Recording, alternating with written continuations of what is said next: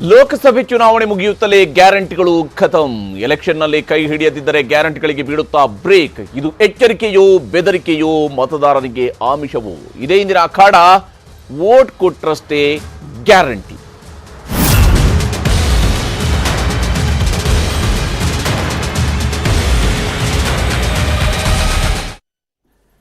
ನಮ್ಮ ರಾಜಕಾರಣಿಗಳು ಕೊಡುವಂತಹ ಭರವಸೆ, ಆ ಭರವಸೆಯನ್ನು ಜನ ಎಲ್ಲಿವರೆಗೆ ನಂಬಬೇಕು ಅನ್ನುವಂಥದ್ದಕ್ಕೆ ಇರುವಂತಹ ಪ್ರಶ್ನೆ ಇದು ಸದಾಕಾಲ ಇದ್ದೇ ಇರುತ್ತೆ ರಾಜಕಾರಣದಲ್ಲಿ.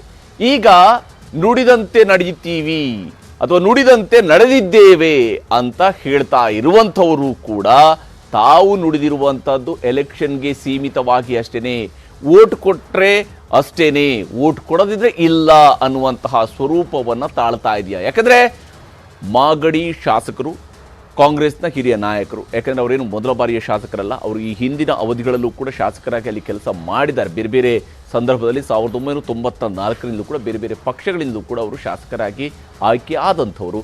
ಅವರು ಹೇಳ್ತಾ ಇದ್ದಾರೆ, ಅಕ್ಷತೆಗೆ ನೀವು ವೋಟ್ ಹಾಕ್ತಿರೋ ಅಥವಾ ನೀವು ಗ್ಯಾರಂಟಿಗೆ ವೋಟ್ ಹಾಕ್ತಿರೋ?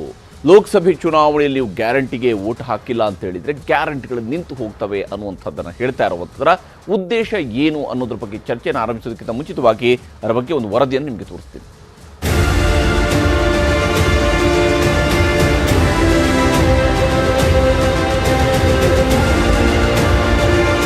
ಕಾಂಗ್ರೆಸ್ ಸರ್ಕಾರ ಬಂದೇ ಬಂತು.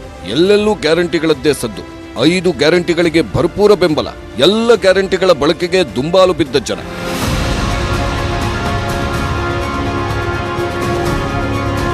ಹೀಗೆ ಜನಬೆಂಬಲ ಗಳಿಸಿರೋ ಕಾಂಗ್ರೆಸ್ ಸರ್ಕಾರದ ಗ್ಯಾರಂಟಿ ಆಯಸ್ಸು ಇನ್ನೆಷ್ಟು ದಿನ ನೋಡೋಣ ಅಂತ ಕಿಚಾಯಿಸುತ್ತಲೇ ಬಂದಿದ್ರು ಪ್ರತಿಪಕ್ಷಗಳ ನಾಯಕರು.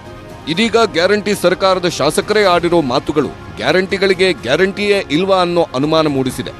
ಲೋಕಸಭೆ ಚುನಾವಣೆಯಲ್ಲಿ ಕಾಂಗ್ರೆಸ್ಗೆ ವೋಟ್ ಹಾಕದಿದ್ರೆ ಗ್ಯಾರಂಟಿ ಗೊತ್ತಾಗುತ್ತಾ ಅನ್ನೋ ಅನುಮಾನಕ್ಕೆ ಪುಷ್ಟಿ ನೀಡಿದ್ದೆ ಮಾಗಡಿಯ ಕಾಂಗ್ರೆಸ್ ಶಾಸಕ ಎಚ್.ಸಿ. ಬಾಲಕೃಷ್ಣ ಆಡಿರೋ ಈ ಮಾತು. ನಾವು ಕೆಲಸ ಮಾಡ್ತೀವಿ, 5 ವರ್ಷ ನಮ್ಮ ಸರ್ಕಾರ ಇರ್ತದೆ. ನಾನು ಒಂದೇ ಕೇಳೋದು, ನಿಮ್ಮ ಮತ ಅಕ್ಷತೆ ಕಾಳಗ 5 ಗ್ಯಾರಂಟಿಗ. ದೇವಸ್ಥಾನ ಕಟ್ತಕ್ಕಂಥ ನಾವೆಲ್ಲ ಹಿಂದೂಗಳು, ನಮಗೂ ಕೂಡ ಗೌರವ ಇದೆ. ಆದ್ರೆ ದೇವಸ್ಥಾನದಲ್ಲಿ ಮತ ಪಡಿತಕ್ಕಂಥದ್ದು ಅದು ಸಾಧುವಲ್ಲ ಅಂತಕ್ಕಂಥದ್ದು ನಮ್ಮ ವಾದ. ನಮ್ಮ ಮುಖ್ಯಮಂತ್ರಿಗಳು ಹೇಳಿದೆ, ಇವತ್ತೇನಾದ್ರೂ MP-ನಲ್ಲಿ ಅತಿ ಹೆಚ್ಚು ಸ್ಥಾನವನ್ನ ಗೆಲ್ಸಿದ್ರೆ ಈ ಗ್ಯಾರಂಟಿಯನ್ನ ಮುಂದುವರ್ಸೋದು, ಇಲ್ಲ ಜನ ಗ್ಯಾರಂಟಿ ತಿರಸ್ಕಾರ ಮಾಡೋರು ಅಂತ ಆಯ್ತವ್ರಿಗೆ. ನಮ್ಗೆ ಗೆಲ್ಲಿಸ್ತೇವೆ ಅಂದ್ರೆ ಓಟ್ ಹಾಕ್ತೇವೆ, ನಾವೇನ್ ತಿಳ್ಕೋಬೇಕು? ಈ ಗ್ಯಾರಂಟಿಗೆ ಬೆಲೆ ಇಲ್ಲ, ಅಕ್ಷತೆಗೆ ಬೆಲೆ ಇದೆ. ಅವಾಗ ನಾವು ಒಂದು ಗ್ಯಾರಂಟಿ ಕ್ಯಾನ್ಸಲ್ ಮಾಡಿ ಒಂದು ಅಕ್ಷತೆ ಹಾಕಿ ನಾವು ಒಂದು ದೇವಸ್ಥಾನ ಕಟ್ಟಿ ಅಲ್ಲಿ ಪೂಜೆ ಮಾಡಿ ಓಟ್ ಹಾಕ್ಸ್ತೀವಿ. ಏನ್ ಮಾಡೋದು ಹೇಳಿ?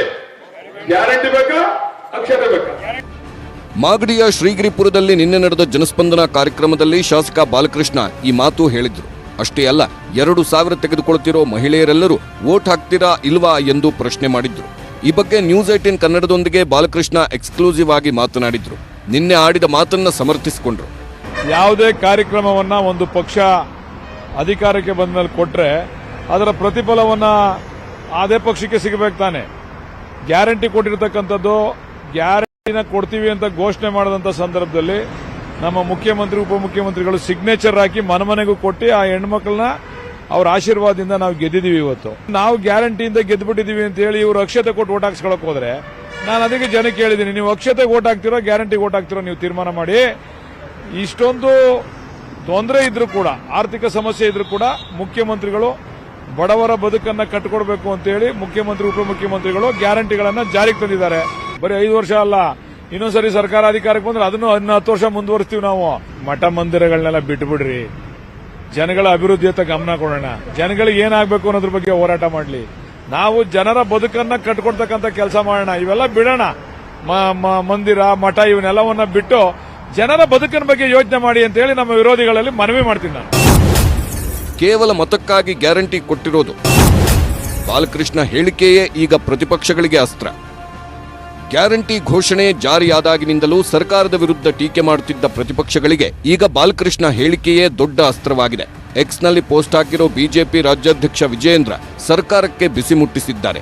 ವೋಟಿಗಾಗಿ ಬಿಟ್ಟಿ ಗ್ಯಾರಂಟಿ ಅಂತ ಹೇಳಿದ್ರು. ಅಖಾಡಕ್ಕೆ ಬರುವ ಮುನ್ನವೇ ಕೈ ಸೋಲೊಪ್ಪಿದೆ. ವೋಟು ಕೊಡದಿದ್ರೆ ಗ್ಯಾರಂಟಿ ನಿಲ್ಲಿಸುವ ಏಟು ಕೊಟ್ಟಿರೋ ಸರ್ಕಾರಕ್ಕೆ ಎದುರೇಟು ಕೊಡುವ ತಾಕತ್ತು ಮತದಾರರಿಗಿದೆ ಎಂದು ಪೋಸ್ಟ್ ಹಾಕಿದ್ದಾರೆ ವಿಜಯೇಂದ್ರ. ನಾವು ಜಾರಿಗೆ ತಂದಿದ್ರಿ ಲೋಕಸಭಾ ಚುನಾವಣೆಯಲ್ಲಿ ನಾವು ಏನಾರ ಸೋತೋದ್ರೆ ಗ್ಯಾರಂಟಿಗಳು ವಾಪಸ್ಸು ಅನ್ನೋ ರೀತಿ ಮಾತಾಡಿದ್ದಾರೆ. ಅಂದರೆ ಚುನಾವಣೆಗೆ ಮುಂಚೆನೇ, ಯುದ್ಧಕ್ಕೆ ಮುಂಚೆನೇ ಸೋಲೊಪ್ಕೊಂಡಂಗಾಗಿದೆ. ಅಂದರೆ BJP ಗೆಲ್ಲುತ್ತೆ ಅನ್ನೋದು ಕನ್ಫರ್ಮ್ ಆಯಿತು. ಇವಾಗ ಈ ಗ್ಯಾರಂಟಿಯನ್ನು ಯೋಜನೆಯನ್ನು ಕೊಟ್ಟು ಕರ್ನಾಟಕ ರಾಜ್ಯದಲ್ಲಿ ಇವತ್ತು ಅಧಿಕಾರಕ್ಕೆ ಬಂದಿದ್ದಾರೆ. ಈ ಅಧಿಕಾರಕ್ಕೆ ಬಂದಿರುವಂಥ ಈ ಕಾಂಗ್ರೆಸ್ ಪಕ್ಷದವರು ಜನರನ್ನೇ ಬ್ಲ್ಯಾಕ್ ಮೇಲ್ ಮಾಡಕ್ಕೆ ಕೊಟ್ಟವ್ರೆ. ನಿಮಗೆ ಗ್ಯಾರಂಟಿ ಕೊಟ್ಟಿರೋದನ್ನ ನಮಗೇನಾದ್ರು ಮತ ಹಾಕಲಿಲ್ಲ ಅಂದರೆ ಬರುವಂಥ ಲೋಕಸಭಾ ಚುನಾವಣೆಯಲ್ಲಿ ಗ್ಯಾರಂಟಿ ಯೋಜನೆಯನ್ನ ಹಿಂದೆ ಪಡಿತೀವಿ ಅಂತ ಹೇಳಿದ್ದಾರೆ. ಎಚ್ಚರಿಕೆ ಕೊಡ್ತಾ ಇದ್ದಾರೆ, ಬೆದರಿಕೆ ಹಾಕ್ತಾ ಇದ್ದಾರೆ. ಇದು ಎಷ್ಟು ಸರಿ? ಜನರಿಗೆ ನೀವು ಎದುರಿಸಿ ಬದರಿಸಿ ಗ್ಯಾರಂಟಿ ಅಂತಕ್ಕಂಥ ಬಡಿಗೆ ಇಟ್ಕೊಂಡ್ಬಿಟ್ಟು ನೀವು ಓಟ್ ಕೇಳ್ತಾ ಇದ್ದೀರಾ? ಬ್ಲಾಕ್ ಮೇಲ್ ಮಾಡ್ತಿದ್ದೀರಾ ಮತದಾರರನ್ನ? ಈ ಬಗ್ಗೆ ಮುಖ್ಯಮಂತ್ರಿಗಳು ಕೂಡಲೇ ಗಮನ ಹರಿಸಬೇಕು. ಯಾವ ಕಾರಣಕ್ಕೂ ಗ್ಯಾರಂಟಿ ನಿಲ್ಲೋದಿಲ್ಲ. ಸಿಎಂ DCM ಪಕ್ಕಾ ಗ್ಯಾರಂಟಿ. ಗ್ಯಾರಂಟಿಗಳ ಭವಿಷ್ಯದ ಬಗ್ಗೆ ಹೀಗೆಲ್ಲ ಟೀಕೆಗಳು ಕೇಳಿ ಬಂದಾಗಲೇ ಸಿಎಂ DCM ಸ್ಪಷ್ಟನೆ ನೀಡಿದ್ರು.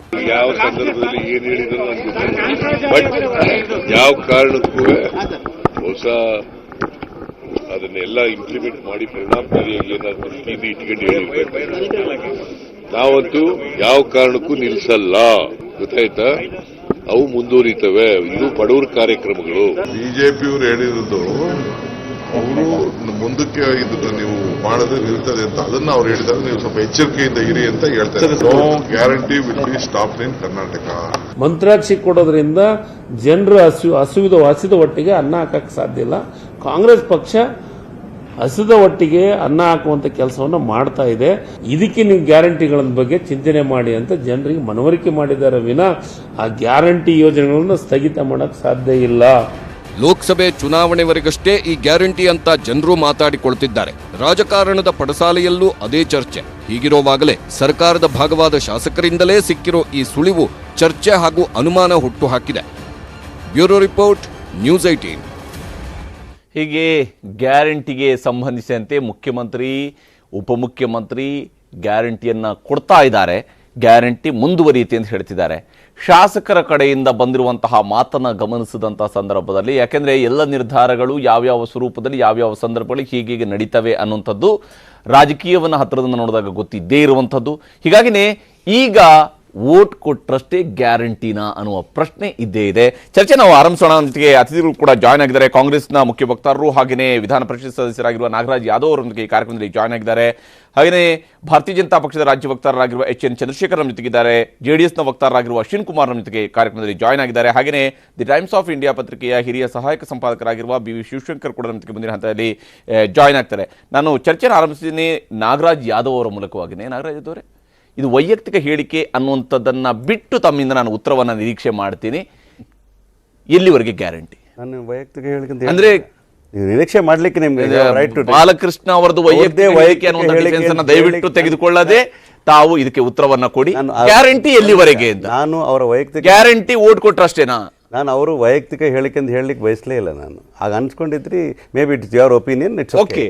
ಮೈ opinion is not that. Okay, ನಾನು ಹೇಳ್ತಾ ಇರ್ಕೊಂಡು ಮೊದಲನೇದಾಗಿ ನಾನು ಕಾಂಗ್ರೆಸ್ ವಕ್ತಾರನಾಗಿ ರಾಜ್ಯದ ಆಡಳಿತದಲ್ಲಿರ್ತಕ್ಕಂಥ ಪಕ್ಷದ ವಕ್ತಾರನಾಗಿ ಹೇಳ್ತೇನೆ, ಯಾವುದೇ ಕಾರಣಕ್ಕೂ ಕೂಡ ಗ್ಯಾರಂಟಿಗೆ ನಿಲ್ಲಿಸುವುದಿಲ್ಲ. Result doesn't matter to us at all. We are committed to the people of Karnataka. ರಾಜ್ಯದ ಜನಕ್ಕೆ ಶಾಸಕರ ಹಂಗದ ಯಾಕೆ ಇದನ್ನ ಜನರ ಮುಂದೆ ಹೇಳ್ತಾರೆ? ಬರ್ತೀನಿ. ಎದುರುಗಡೆ ಹೇಳಿರುವಂತ ಮೊದಲು ನನ್ನ ಪಕ್ಷದ ಸ್ಟ್ಯಾಂಡ್, ತದನಂತರ ಹೇಳಿಕೆ. ಪ್ರೊಸೀಜರ್ ಒಂದು ಪ್ರೋಟೋಕಾಲ್ ಇರ್ತದೆ. ನನ್ನ ಪಕ್ಷ ಯಾಕಂದ್ರೆ ಜನ ರಾಜ್ಯದ ಒಂದು ಕಾಂಗ್ರೆಸ್ ಪಕ್ಷಕ್ಕೆ ಮತ ಕೊಟ್ಟ ಸಂದರ್ಭದಲ್ಲಿ ಆಡಳಿತ ಚುಕ್ಕಾಣಿ ಹಿಡ್ಕೊಂಡಿರ್ತಕ್ಕಂಥ ಸಿದ್ದರಾಮಯ್ಯ ಸಾಹೇಬರಾಗಲಿ, ಪಕ್ಷದ ನೇತೃತ್ವ ವಹಿಸ್ಕೊಂಡು DK ಶಿವಕುಮಾರ್ ಅವರ ಹೇಳಿಕೆನ ಜನ ಕಾತರದಿಂದ ನೋಡ್ತಾರೆ. ಅವರ ನಾಯಕತ್ವದಲ್ಲಿರ್ತಕ್ಕಂಥ ಪಕ್ಷದ ವಕ್ತಾರನಾಗಿ ಮಾತಾಡ್ತಾರೆ. ರಾಜ್ಯ ಸರ್ಕಾರದ ಹೇಳಿಕೆಯನ್ನು ಹೇಳಬೇಕಾಗ್ತದೆ. ಆಂತರಿಕ ವಿಚಾರವನ್ನು ಬಾಲಕೃಷ್ಣ ಅವರು ಇದನ್ನು ಹೇಳ್ತೀನಿ, ಅದಕ್ಕೆ ಬರ್ತೀನಿ. See that's a very small matter. People are more concentrate about their state matter. State ಅಲ್ಲಿ ಇರ್ತಕ್ಕಂಥ ಆಡಳಿತ ನಡೆಸ್ತಾ ಇರತಕ್ಕಂಥ ಕ್ಯಾಬಿನೆಟಿನ ಉಸ್ತುವಾರಿ ವಹಿಸಿಕೊಂಡಿರ್ತಕ್ಕಂಥ ಮುಖ್ಯಮಂತ್ರಿ ಆಗಿರ್ತ ಹೇಳಿಕೆ ನಿಲ್ಲಿಸುವುದಿಲ್ಲ. Result doesn't matter. ಎಲೆಕ್ಷನ್ಗೋಸ್ಕರ ಕೊಟ್ಟಂಥ ಗ್ಯಾರಂಟಿಗಳಲ್ಲ. ಇದರಲ್ಲಿ ಪ್ರಾಮಾಣಿಕವಾಗಿ ವಚನ ಕೊಟ್ಟಂತೆ ನಡ್ಕೊಳ್ತಕ್ಕಂಥದ್ದು ಕಾಂಗ್ರೆಸ್ ಪಕ್ಷ ಅಂತಕ್ಕಂಥ ಮಾತನ್ನು ನಾನು ಸರ್ಕಾರ ಪರವಾಗಿ ಹೇಳ್ತಾ ಇದ್ದೀನಿ.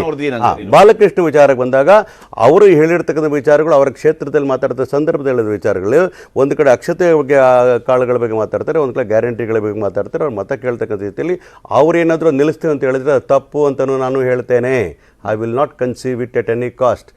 ಯಾಕೆ ಅಂತಂದರೆ ತಪ್ಪು ಅಂತ ಹೇಳ್ತಕ್ಕಂಥ ಧೈರ್ಯ ನಮಗಿದೆ. ಆದರೆ ಒಂದು ತಿಳ್ಕೋಬೇಕಾಗ್ತದೆ, ಇದಕ್ಕೆ ಮೂಲತಃವಾಗಿ ಸ್ವಲ್ಪ ಹಿಂದಕ್ಕೆ ಹೋಗಬೇಕಾಗ್ತದೆ. ಏಪ್ರಿಲ್ 18ನೇ ತಾರೀಕು BJPಯ ರಾಷ್ಟ್ರೀಯ ಅಧ್ಯಕ್ಷರಾಗಿರ್ತಕ್ಕಂಥ ಬಸವರಾಜ ಬೊಮ್ಮಾಯಿಯವರ ಕಾನ್ಸ್ಟಿಟ್ಯೂನ್ಸಿಲಾಗಿ ಭಾಷಣ ಮಾಡಿದ್ನ ಸ್ವಲ್ಪ ಮೆಲುಕು ಹಾಕಬೇಕಾಗ್ತದೆ. ನೀವು ಅವ್ರು ಹೇಳ್ತಾರೆ ಕರ್ನಾಟಕ ರಾಜ್ಯದಲ್ಲಿ ಇರ್ತಕ್ಕಂಥ ಆಡಳಿತ ಪಕ್ಷದಲ್ಲಿರ್ತಕ್ಕಂಥ BJP ಪಕ್ಷ ಮುಂದಕ್ಕೆ ಅಧಿಕಾರ ತರದೇ ಇದ್ರೆ ಕೇಂದ್ರ ಸಚಿವರಾದ ಒಂದು ಯೋಜನೆಗಳು ನಿಮ್ಗೆ ಬರೋದಿಲ್ಲ ಅನ್ನೋ ಮಾತು ಹೇಳಿರ್ತಕ್ಕಂಥದ್ದು ವಾಸ್ತವಾಂಶ ಅಂತ ಹೇಳಿದ್ರೆ, ಒಬ್ಬ ರಾಜ್ಯದ ಅಧಿಕಾರ ನಡೆಸ್ತಾ ಇರ್ತಕ್ಕಂಥ, ದೇಶದ ಅಧಿಕಾರ ನಡೆಸ್ತಾ ಇರ್ತಕ್ಕಂಥ ಆ ಸಂದರ್ಭದಲ್ಲಿ BJP ಮುಗಿಸ್ತೀನಿ ಸರ್, ಆಮೇಲೆ ಮಾತಾಡಿ. ರಾಜ್ಯದಲ್ಲಿ ಅಧಿಕಾರ ನಡೆಸಿದಂತಹ BJP ಪಕ್ಷ ಕೇಂದ್ರದಲ್ಲಿ ಅಧಿಕಾರ ನಡೆಸ್ತಾ ಇರ್ತಕ್ಕಂತಹ ಬಹಳ ದೊಡ್ಡ ಪಕ್ಷ ಆಗಿದೆ. ಕರ್ನಾಟಕ ನಿಮ್ಮನ್ನ ಆಯ್ಕೆ ಮಾಡಿ ಕಳಿಸಿರುವಂತಹ ಲೋಕಸಭೆಯಲ್ಲಿ ನೀವು ವೋಟ್ ಕೇಳಕ್ಕೆ ಬರ್ತೀರಿ ಅಂತ ಹೇಳಿ ಅಲ್ಲ. ನಾನು ಹೇಳಿ ಒಂದು ಮುಗಿಸ್ತೀನಿ ಸರ್. ಬಹಳ ಇಂಪಾರ್ಟೆಂಟ್. ಲೋಕಸಭೆಯಲ್ಲಿ ನಿಮ್ಗೆ ವೋಟ್ ಹಾಕಬಹುದು, ಹಾಕದೇ ಇರಬಹುದು, ಅದು ಅವರ ಆಯ್ಕೆ. ಕರ್ನಾಟಕದಲ್ಲಿ ಆಡಳಿತ ನಡೆಸಿ ನಿಮ್ಗನ್ನ ಕಳಿಸಿ ಅವ್ರನ್ನ ರಿಜೆಕ್ಟ್ ಮಾಡಿದ್ರಲ್ಲ, ನೀವು ಯಾರು ಹೇಳಿದ್ರೆ ಅವ್ರನ್ನ ರಿಜೆಕ್ಟ್ ಮಾಡಿ ನಿಮ್ಮನ್ನು ಕೂರಿಸಿದ್ರಲ್ಲ, ನೀವು ಅದೇ ಲೈನ್ ಅಲ್ಲಿ ಹೋಗ್ತಾ ಇದ್ದೀರಿ. ಅಂದ್ರೆ ನೀವು ಡಿಫೆನ್ಸ್ ತಗೊಳ್ಳೋದಕ್ಕೆ ಇದನ್ನ ಬಳಕೆ ಮಾಡ್ಕೊಳ್ತಿದ್ರೆ ಇಲ್ಲ. ನಿಮ್ಗೆ ನಾನು ಬಾಲಕೃಷ್ಣ ಅವರು ಮಾತಾಡಿದ್ನ ಡಿಫೆಂಡ್ ಮಾಡಿಕೊಳ್ಳಿ ಹೇಳ್ತಾ ಇಲ್ಲ. ಮೂಲತಃವಾಗಿ ಬಿಜೆಪಿಯವರಿಗೆ ಯಾವುದೇ ನೈತಿಕತೆ ಹಿಂಗೆ ಹೇಳಿದ್ರು, ನಾವು ಮುಂದೆ ಆದ್ರೆ ಬಿಜೆಪಿಯವರು ಧೈರ್ಯ ಇರಲಿಲ್ಲ, ಈ ತರ ಹೇಳಿದ್ದು ತಪ್ಪು ಧೈರ್ಯ ಇರಲಿಲ್ಲ ಅವ್ರಿಗೆ. ಅವ್ರ ತಾಕತ್ತಿದ್ದು ಹೇಳಿ ಅವ್ರ ಆಲ್ ಇಂಡಿಯಾ ಅಧ್ಯಕ್ಷ ಹೇಳಿ ತಪ್ಪು ಅಂತ ಹೇಳಿ ಕೇಳಿ ನೋಡೋಣ. ಚಂದ್ರಶೇಖರ್ ಅವರು ಇಷ್ಟೊಂದು ಪ್ರಾಮಾಣಿಕತೆ ಹಂಗಾದ್ರೆ ಕಾಂಗ್ರೆಸ್ ಮೆರಿತಾ ಇದೆಯಾ ಇಲ್ಲಿ? ನೋಡಿ, ಸರ್ಕಾರ ಶುರುವಾದಿಂದ ನೋಡ್ಕೊಂಬನ್ನಿ, ಸಿದ್ದರಾಮಯ್ಯನವರು ಅವ್ರ ಬಾಯಲ್ಲಿ ಏನೇನು ಹೇಳ್ಬೇಕು ಅನ್ನಿಸ್ಕೊಂತಾರೆ ಎಲ್ಲರೂ ಅವರೇ ಹೇಳಲ್ಲ. KN ರಾಜಣ್ಣನ ಕೈಯಲ್ಲಿ ಹೇಳಿಸ್ತಾರೆ, ಶಿವರಾಜ್ ತಂಗಡಿ ಬಾಯಲ್ಲಿ ಹೇಳಿಸ್ತಾರೆ, ಅಥವಾ ಆಂಜನೇಯನ್ ಬಾಯಲ್ಲಿ ಹೇಳಿಸ್ತಾರೆ, ಇವರು ಹೇಳಿಸ್ತಾರೆ. ಅದಾದ್ಮೇಲೆ DCM ಅವರು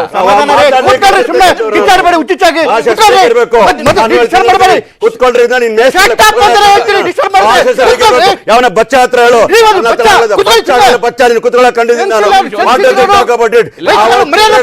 ಕೊಡಿಸಿದ್ರ ನೀವು ಏನ್ ಮಾತಾಡ್ತಾರೋ ಕೇಳಿ. ಯಾರಿಗೆ ಯಾರು ರೇಡಿಯೋ ಕೊಡಬೇಕು ಸಿದ್ದರಾಮಯ್ಯನವರ ಬಗ್ಗೆ ಮಾತಾಡ್ಬೇಕು ಅಂತಂದ್ರೆ ಅವಿವೇಕ ಹೇಳ್ತಾರೆ, ಮಾತಾಡ್ತಾರೆ. ಪರಮಾವಧಿ ಅಂತ ಹೇಳ್ತೀರಿ, ರಾಜ್ಯ ಸೋಲ್ತಿ ಮೂಲೆ ವಯಸ್ಸೇ ಬಂದಿಲ್ಲ ಕುತ್ಕೊಳ್ಳ ನಿನ್ಗೆ ಇನ್ನ ಮಾತಾಡ್ತೀರಿ ಮಾತಾಡ್ತಾರೆ. ಬಾಲಕೃಷ್ಣ ಬಗ್ಗೆ ಹೇಳಿಕೆ ಮಾತಾಡಂದ್ರೆ ಯಾರ ಬಾಯಲ್ಲ ಮಾತಾಡ ಸಿದ್ದರಾಮಯ್ಯನಿಗೆ ಅನಿವಾರ್ಯತೆ ಇಲ್ಲ.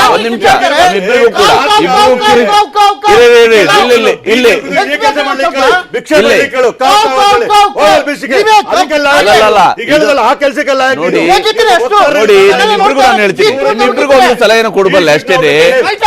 ನೀವು ನಿಮ್ ಟೈಮ್ ಇರ್ಬೋದು, ಅವ್ರ ಟೈಮ್ ಇರ್ಬೋದು, ಇಬ್ರು ಅಲ್ಲ, ನಿಮ್ಮಿಬ್ರಿಗೂ ಗೌರವ ಕೊಟ್ಟು ಒಂದು ಮಾತನ್ನ ಹೇಳ್ತೀನಿ. ದಯವಿಟ್ಟು ಕೇಳಿಸಿಕೊಳ್ಳುವಂತಹ ಪ್ರಯತ್ನವನ್ನ ಮಾಡಿ. ನಿಮ್ಮಷ್ಟೇ ಧ್ವನಿಯಲ್ಲಿ ನಾನು ಮಾತಾಡ್ತೀನಿ, ಆದ್ರೆ ದಯವಿಟ್ಟು ನೀವು ಇಲ್ಲಿ ಮಾತಾಡುವಾಗ ದಯವಿಟ್ಟು ನಿಮ್ಮ ವೈಯಕ್ತಿಕವಾಗಿ ನಿಮ್ಗೆ ಏನೇ ಇರ್ಬೋದು, ಮಾತಾಡಕ್ ಬಿಡ್ರಿ, ಮಾತಾಡಕ್ ಬಿಡಿ, ಫೈನಲ್ ವಾರ್ನಿಂಗ್ ಬಿಡಿ, ಸಬ್ಜೆಕ್ಟ್ ನೇ ಮಾತಾಡ. ಪಲಾಯನವಾದ ಕೇಳ್ತಾ ಇದೀನಿ, ನಾನು ಡಿಬೇಟ್ಗೆ ಬರ್ತಾ ಇರಲಿಲ್ಲ. ಒಳ್ಳೆ ಕಥೆ ಆಯ್ತಲ್ಲ ನಿನ್ಗೆ. ಸಿದ್ದರಾಮಯ್ಯನವರು ಮಾತಾಡ್ಬೇಕಾದ್ರೆ ಮಾತಾಡೋ ವಿಚಾರಗಳನ್ನ ಸಿದ್ದರಾಮಯ್ಯ ಇನ್ನೊಬ್ಬ ಮಾತಾಡಿ ನಿನ್ ಬಂದು ಹೇಳಿದ್ರ ನಿನ್ಗೆ ಹುಚ್ಚು ಅಂತಾರೆ ಜನ, ನೋಡಿದವರು ಹುಚ್ಚು ಅಂತಾರೆ. ಹುಚ್ಚು ನಾಯಿಗಳ ತರ ಮನೆ ಕಳಿಸ್ತಾರೆ. ಬಿಜೆಪಿ ಹುಚ್ಚು ನಾಯಿಗಳ ಮನೆ ಕಳಿಸ್ತಾರೆ.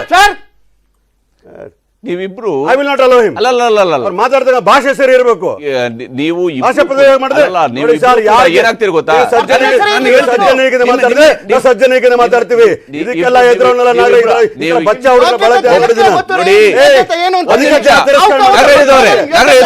ಭಿಕ್ಷೆ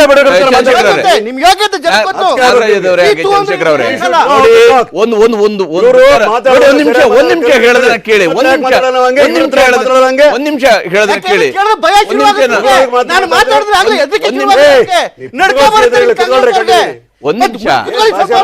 ನೋಡಿ, ಸಿದ್ದರಾಮಯ್ಯನವರು ನಡುವೆ ಏನಿದೆ ಆದ್ರೆ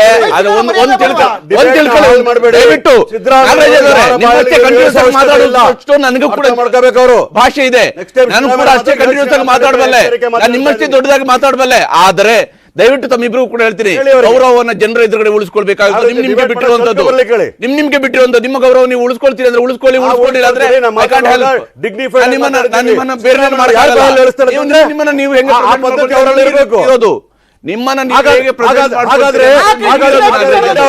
ನರೇಂದ್ರ ಮೋದಿ ಹೇಳಿಸಿದ್ರು ಅವ್ರ ಬಾಯಲ್ಲಿ ನಾವು ಹೇಳಕ್ಕಾಗುತ್ತಾ? ಹಂಗೆ ನಿಮಗೆ ನೋಡಿ ನಾಯಿಗಳು ಯಾರಂತ ಹೇಳಿದ್ರೆ ನಾಯಿಗಳು ಹೊಡಿಬೇಕಾಗ್ತದೆ. ಒಂದ್ ನಿಮಿಷ ಬೇರೆಯವ್ರಿಗೆ ಹೇಳಿ ಮಾತನ್ನ. ಇಬ್ರಿಗೂ ಕೂಡ ನೋಡಿ ಆ ತರ ಹೋಗ್ತಾರೆ.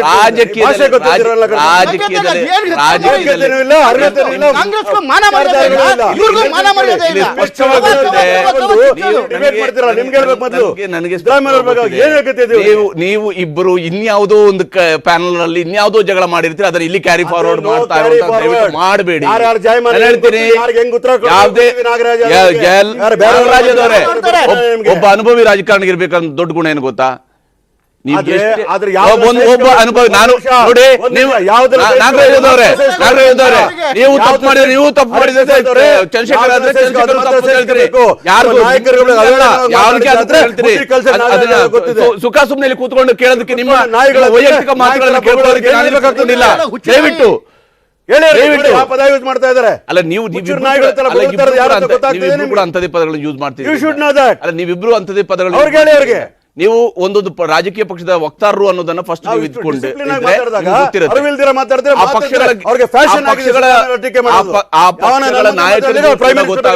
ನಿಮ್ಮ ಪಕ್ಷದ ವಕ್ತಾರರು ಏನೇನು ಮಾತಾಡ್ತಾರೆ, ನಿಮ್ಮ ಪಕ್ಷಗಳ ವಕ್ತಾರರು ಏನು ಮಾತಾಡ್ತಾರೆ ಆ ಪಕ್ಷಗಳ ನಾಯಕರಿಗೆ ಗೊತ್ತಾಗ್ಬೇಕು. ಯಾಕಂದ್ರೆ ನೀವು ವೈಯಕ್ತಿಕವಾಗಿ ಯಾವುದೋ ವಿಚಾರಗಳನ್ನ ಇಟ್ಟುಕೊಂಡು ಯಾವುದೋ ಒಂದು ವಿಚಾರಗಳನ್ನ ಇಟ್ಕೊಂಡು ಮಾತಾಡ್ಕೊಂಡು ಡಿಬೇಟ್ ಹೇಳೋದಿಲ್ಲ. ನೀವು ವೈಯಕ್ತಿಕ ನಿಮಗೆ ಸಂಘಟನೆಗಳಿಗೆ ವೈಯಕ್ತಿಕವಾಗಿ ಬೇರೆ ಕಡೆ ಮಾಡಿ ಚಾನೆಲ್ ಅಲ್ಲಿ ಬಂದು ಟೈಮ್ ವೇಸ್ಟ್ ಮಾಡಬೇಡಿ. ದಯವಿಟ್ಟು ತಮ್ಗೆ ಹೇಳ್ತಾ ಇದ್ದೀನಿ, ಇಬ್ಬರಿಗೂ ಕೂಡ ಹೇಳ್ತಾ ಇದ್ದೀನಿ, ಹೇಳ್ತಾ ಇರೋದನ್ನ ಕೇಳಿಸ್ಕೊಳ್ಳೋದು ತಾಳ್ಮೆ ಹೇಳ್ತಿದ್ರೆ ದಯವಿಟ್ಟು ಚಾನೆಲ್ಗೆ ಬಂದು ಟೈಮ್ ವೇಸ್ಟ್ ಮಾಡಬೇಡಿ. ಯಾಕಂದ್ರೆ ನಾಗರಾಜ್ ಯಾದವ್ ಅವ್ರನ್ನಾಗ್ಲಿ ಅಥವಾ ಚಂದ್ರಶೇಖರ್ ಅವ್ರನ್ನಾಗ್ಲಿ ಡಿಪೆಂಡ್ ಆಗಿ ನಾವು ಯಾವುದೇ ಶೋ ಮಾಡೋದಿಲ್ಲ. ನೀವು ಇಲ್ಲಿ ವೈಯಕ್ತಿಕ ವಿಚಾರಗಳು ನಿಮ್ಗಿದ್ರೆ ದಯವಿಟ್ಟು ನೀವು ಮಾತಾಡ್ಕೊಳ್ಳಿ. ಡೆಕೋರಮ್ ಅನ್ನ ನೀವು ಹಾಳು ಮಾಡಿದ್ರೆ ಇದರ ಅರ್ಥ ಡೆಕೋರಮ್ ಮಾಡಿ ನಾನು ಮಾತಾಡದೆ ಕೂತ್ಕೊಳ್ಳೋದು ಡೆಕೋರಮ್ ಆಗೋದಿಲ್ಲ. ನಾನು ಡೆಕೋರಮ್ ಇಟ್ಕೊಳ್ಳೋದು ಮಾತಾಡದೆ ಕೂತ್ಕೊಳ್ಳೋದು ಡೆಕೋರಮ್ ಆಗೋದಿಲ್ಲ. ನೀವು ಒಂದು ಶೋದಲ್ಲಿ ಬಂದು ಕೂತ್ಕೊಂಡಾಗ ಹೆಂಗ್ ಮಾತಾಡ್ಬೇಕು ಅಂತ ಅವ್ರು ಯಾವ ಭಾಷೆ ಅದೇ ಭಾಷೆ ಉತ್ತರ ಕೊಡೋದು ನನಗೂ ಗೊತ್ತಿದೆ.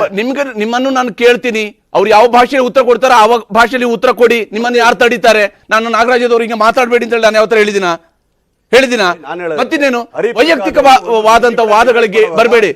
ನಿಮಗೆ ಅವಕಾಶ ಇದೆ, ನೀವು ಮಾತಾಡ್ಕೊಳ್ಳಿ, ಮಾತಾಡಬಹುದು, ಅದು ಮುಕ್ತವಾದಂತ. ಆದ್ರೆ ವೈಯಕ್ತಿಕ ದ್ವೇಷ ಸಾಧನೆ ಆಗಬಾರದು. ಯಾವುದೇ ರೀತಿಯಾದಂತಹ ಡಿಬೇಟ್ ನಿಮ್ಗೆ ರಾಜಕೀಯದ ಮೂಲ ಅದು ರಾಜಕೀಯ ಇದನ್ನ ಮಾಡಕ್ ಹೋಗ್ಬೇಡಿ. ನೀವು ವೈಯಕ್ತಿಕ ದ್ವೇಷವನ್ನ ಅಂಡ್ ನೀವೊಬ್ರು MLC ಆಗಿದ್ರೆ ತಾವು ಕೂಡ ವಚನ ಸ್ವೀಕರಿಸಿದ್ರೆ ಅಲ್ಲಿ ಯಾವುದೇ ರಾಗದ್ವೇಷ ಇಲ್ಲದೆ ನಾನು ಮಾಡ್ತೀನಿ ಅಂದ್ಕೊಂಡು ಆ ದ್ವೇಷ ಇಲ್ಲದೆ ಮಾತಾಡಿ. ನೀವು ಕೂಡ ಚರ್ಚೆ ನಾವು ಮುಂದುವರ್ಸೋಣ ಚಿಕ್ಕ ಬ್ರೇಕ್ ನಂತರ.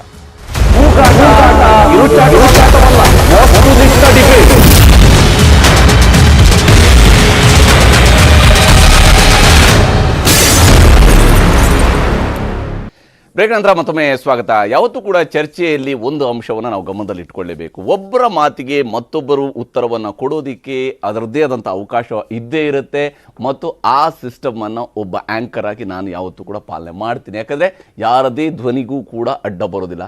ಆದರೆ ಡಿಬೇಟ್ ಇರಬೇಕು, ಕಿರುಚಾಟ ಬೇಡ ಅನ್ನುವಂಥದ್ದು ಅಖಾಡದ ಭಾಳ ಮುಖ್ಯವಾದಂಥ ಒಂದು ಆಗ್ರಹ. ಅದಕ್ಕೆ ಬೇಕಾಗಿಯೇ ನಾವು ಪ್ರತಿ ಬಾರಿಯೂ ಕೂಡ ನಿಮ್ಮ ಜೊತೆ ಈ ಅಖಾಡ ಕಾರ್ಯಕ್ರಮದ ಸಂದರ್ಭದಲ್ಲಿ ಹೇಳ್ತಾ ಇರೋಂಥದ್ದು, ಇಲ್ಲಿ ಕೂಗಾಟ ಅರಚಾಟ ಅಲ್ಲ, ಇದು ವಸ್ತುನಿಷ್ಠ ಡಿಬೇಟ್ ಅನ್ನುವಂಥದ್ದು ನಮ್ಮ ಅತ್ಯಂತ ಬಹಳ ಮುಖ್ಯವಾದಂತಹ ಸಾಲಿರುವಂಥದ್ದು. ಯಾಕೆ ಇದನ್ನು ನಾನು ಹೇಳ್ತಾ ಇದ್ದೀನಿ ಅಂದರೆ, ಚರ್ಚೆ ಇರಬೇಕು ನಮ್ಮಲ್ಲಿ. ಎಲ್ಲ ವಿಧಾನಗಳು ಪ್ರಜಾಪ್ರಭುತ್ವದಲ್ಲಿ ನಮ್ಮನ್ನು ಆಳುವ ಯಾವುದೇ ವ್ಯಕ್ತಿಯನ್ನು ಪ್ರಶ್ನಿಸುವಂಥದ್ದು ಇಲ್ಲಿರುವ ಸಾಮಾನ್ಯ ಪ್ರಜೆಗೂ ಇರುವಂಥ ಅವಕಾಶ. ಜವಾಹರ್ಲಾಲ್ ನೆಹರು ಅವರು ಮೊದಲ ಪ್ರಧಾನಮಂತ್ರಿಯಾಗಿ ದೆಹಲಿಯಲ್ಲಿ ಕಾರ್ನಲ್ಲಿ ಹೋಗ್ತಾ ಇದ್ದಾಗ ಒಂದು ಏರಿಯಾದಲ್ಲಿ ಒಬ್ಬಳು ಮಹಿಳೆ ಅವರ ಕಾರನ್ನು ತಡೆದು ನಿಲ್ಲಿಸಿ ಕೇಳ್ತಾರೆ. ನೆಹರು ಕೆಳಗಿಳಿತಾರೆ, ಅವ್ರನ್ನ ಕೇಳ್ತಾರಂತೆ, ಏನು ಮಾಡಿದ್ರಿ ನೀವು ಸ್ವಾತಂತ್ರ್ಯ ಬಂದು ನಮ್ಮ ದೇಶದಲ್ಲಿ, ನಮ್ಮಂಥ ಬಡವ್ರಿಗೆ ಏನು ಸಿಕ್ತು ಅಂತ ಕೇಳಿದ್ರಂತೆ. ನೆಹರು ಒಂದು ಮಾತನ್ನು ಹೇಳ್ತಾರೆ, ಸ್ವಾತಂತ್ರ್ಯ ಬಂದು ನಮ್ಗೆ ಏನು ಮಾಡೋಕ್ಕಾಯ್ತೋ ಬಿಡ್ತೋ ಗೊತ್ತಿಲ್ಲ, ಆದರೆ ನೀನು ಒಬ್ಬ ಪ್ರಧಾನಮಂತ್ರಿಯನ್ನು ಪ್ರಶ್ನಿಸುವಷ್ಟು ಅಧಿಕಾರ ಸಿಕ್ತು ಅಂತ ಹೇಳಿ. ಹಾಗಾಗಿ ಮುಖ್ಯಮಂತ್ರಿ ಸಿದ್ದರಾಮಯ್ಯನವ್ರನ್ನೂ ಪ್ರಶ್ನಿಸಬಹುದು, ಪ್ರಧಾನಮಂತ್ರಿ ನರೇಂದ್ರ ಮೋದಿ ಅವ್ರನ್ನೂ ಪ್ರಶ್ನಿಸಬಹುದು, ರಾಜಕೀಯ ನಾಯಕರುಗಳನ್ನ ಪ್ರಶ್ನಿಸದೆ ಮತ್ತು ರಾಜಕೀಯ ಎದುರಾಳಿ ಪಕ್ಷದ ವಕ್ತಾರರು ಪ್ರಶ್ನಿಸದೆ ಇನ್ಯಾರು ಪ್ರಶ್ನಿಸೋದಕ್ಕೆ ಸಾಧ್ಯ ಅನ್ನುವಂಥ ಪ್ರಶ್ನೆ ನನ್ನನ್ನಂತೂ ಕಾಡ್ತಾ ಇದೆ. ಬಹುಶಃ ನಿಮಗೂ ಕೂಡ ಈ ಪ್ರಶ್ನೆ ಕಾಡಬಹುದು, ನನ್ನ ಜೊತೆಗಿರುವಂಥ ಪ್ಯಾನಲಿಸ್ಟ್ಗಳಿಗೂ ಕೂಡ ಈ ಪ್ರಶ್ನೆ ಕಾಡಬಹುದು ಅಂತ ನಾನು ಅಂದ್ಕೊಳ್ತೀನಿ. ಚರ್ಚೆ ನಾನು ಮುಂದುವರಿಸ್ತೀನಿ. ಇಲ್ಲಿ ಚಂದ್ರಶೇಖರ್ ಅವರು, ನೇರವಾಗಿ ಕಾಂಗ್ರೆಸ್ನ ಪ್ರಾಮಾಣಿಕತೆ ಎಷ್ಟರ ಮಟ್ಟಿಗೆ ಇದೆ ಗ್ಯಾರಂಟಿಯನ್ನು ಅನುಷ್ಠಾನದ ವಿಚಾರದಲ್ಲಿ ಅಂತೇಳಿ ತಮ್ಗೆ ಅನ್ಸುತ್ತೆ? ಯಾಕಂದ್ರೆ ಬಾಲಕೃಷ್ಣ ಅವರ ಈ ಮಾತನ್ನ ಕೇಳಿದಾಗ ಅನುಮಾನ ಅಂತೂ ಬರುತ್ತೆ, ಏನೋ ಒಂದು ಶುರುವಾಗಿದೆ ಇಲ್ಲಿ ಅಂತ ಹೇಳಿ. ಅಲ್ಲ, ಒಂದಲ್ಲ 3-4 ಶುರುವಾಗಿದೆ. ನಾನು ಆಗಲೇ ಹೇಳ್ತಿದ್ದೆ, DK ಶಿವಕುಮಾರ್ ಸುರೇಶ್ ಬಾಯಲ್ಲಿ ಯಾರು ಮಾತು ಏನು ಬರುತ್ತೆ, ಸುರೇಶ್ ಬಾಯಲ್ಲಿ ಏನು ಮಾತು ಬರುತ್ತೆ, ಕುಣಿಗಲ್ ರಂಗನಾಥ್ ಬಾಯಲ್ಲಿ ಯಾರು ಮಾತು ಬರುತ್ತೆ, ಅದು ಭಾಳ ಚೆನ್ನಾಗಿ ಇಡೀ ಜನಕ್ಕೆ ಸ್ಪಷ್ಟವಾಗಿ ಗೊತ್ತಿದೆ. ರಾಜಣ್ಣವ್ರ ಬಾಯಲ್ಲಿ ಬರೋದು ಯಾರ ಮಾತು, ಇವರು ಬಾಲಕೃಷ್ಣನ್ ಬಾಯಲ್ಲಿ ಬರೋದು ಯಾರ ಮಾತು ಅಂತ ಹೇಳಿ. ನೋಡಿ, 3 ವಿಚಾರಗಳನ್ನ ಪ್ರಮುಖವಾಗಿ ಪ್ರಸ್ತಾಪ ಮಾಡಿದ್ರು ಯಾರು, ಬಾಲಕೃಷ್ಣ ಅವರು. ಮೊದಲನೇದು, ಅಕ್ಷತೆ ಬೇಕಾ ಗ್ಯಾರಂಟಿ ಬೇಕಾ? ಅಲ್ಲಿ ಅವರು ಅಕ್ಷತೆ ಬೇಕಾ ಅಂತೇಳಿ ಅವ್ರು ಕೀಳಾಗಿ ಮಾತಾಡಿದ್ದು ಯಾವ್ದು ಅವಮಾನ ಅಂತ ಹೇಳಿದ್ರೆ ಪ್ರತಿಯೊಬ್ಬ ಹಿಂದುವಿಗೂ ಮಾಡಿದಂಥ ಅವಮಾನ ಅದು. ಎರಡನೇ ಮಾತಾಡಿದ್ರು, ಓಟ್ ಹಾಕದಿದ್ರೆ ಗ್ಯಾರಂಟಿ ಇಲ್ಲ ಅಂತ ಹೇಳಿ. ಯಾವ ಬಡ ಜನರ ಬಡತನವನ್ನು ಅವಮಾನ ಮಾಡಿಕೊಂಡು ನೀವು ನಮ್ಗೆ ಓಟ್ ಹಾಕ್ರಿ ಅಂತ ಬ್ಲ್ಯಾಕ್ ಮೇಲ್ ಅದು ಮಾಡಿಲ್ಲ ಅಂದ್ರೆ ಕಿತ್ತಾಕ್ಬಿಡ್ತೀವಿ ಅಂತೇಳಿ ಬಡ ಜನರನ್ನ ಭಿಕ್ಷುಕರು ಮಾಡ್ಕೊಂಡಿದ್ದಾರೆ ಅವರು. ಮೂರನೇದು, ಈ ಗ್ಯಾರಂಟಿ ದುಡ್ಡನ್ನ ಡೆವಲಪ್ಮೆಂಟ್ಗೆ ಹಾಕ್ತೀವಿ, ಅದ್ರ ಅರ್ಥ ಏನು? ಗ್ಯಾರಂಟಿ ಕೊಟ್ಟು ರಾಜ್ಯನ ನಾವಾಗಲೇ ದಿವಾಳಿ ಮಾಡಿಬಿಟ್ಟಿದ್ದೀವಿ, ನಿಮಗೆ ಕೊಡೋದು ನಿಲ್ಲಿಸ್ಬಿಡ್ತೀವಿ, ಆಮೇಲೆ ನಾವು ಅಭಿವೃದ್ಧಿ ಶುರು ಮಾಡ್ತೀವಿ ಅಂತ. ಯಾರ ಪದ ಇದು? DK ಶಿವಕುಮಾರ್ ಅವ್ರ ಪದ. ಗ್ಯಾರಂಟಿ ಕೊಡ್ತಾ ಇದ್ದೀವಿ, ಇನ್ನೊಂದು ವರ್ಷ ಅನುದಾನ ಕೊಡಲ್ಲ, 224 ಕ್ಷೇತ್ರಕ್ಕೂ ₹1 ಡೆವಲಪ್ಮೆಂಟ್ ಮಾಡೋದಿಲ್ಲ ಅಂತೇಳಿ.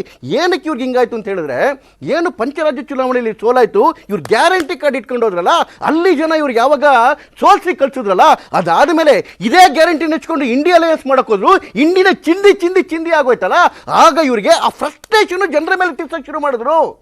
ನೀವು ಇಲ್ಲೇನಾದ್ರೂ ನೀವು ಕೊಡ್ಲಿಲ್ಲ ಅಂತ ಹೇಳಿ ಈ ಫ್ರಸ್ಟ್ರೇಷನ್ ಅವ್ರ ಮೇಲೆ ಜನ ಓಟ್ ಹಾಕಿಲ್ಲ, ನಮ್ಮನ್ನು ಒದ್ದಾಚೆ ಕಡೆ ಓಡಿಸ್ತಾ ಇದ್ದಾರೆ ಅಂತೇಳಿ, ಇಲ್ಲೂ ತಿರ್ಗಾ ಮಕ್ಕಭಂಗ ಆಗುತ್ತೆ ಅಂತೇಳಿ ಈಗ ನೀವು ಓಟ್ ಹಾಕಲಿಲ್ಲ ಅಂತ ಹೇಳಿದ್ರೆ ಎದುರಿಸ್ತೀವಿ ಅಂತ ಹೇಳ್ತಾರೆ.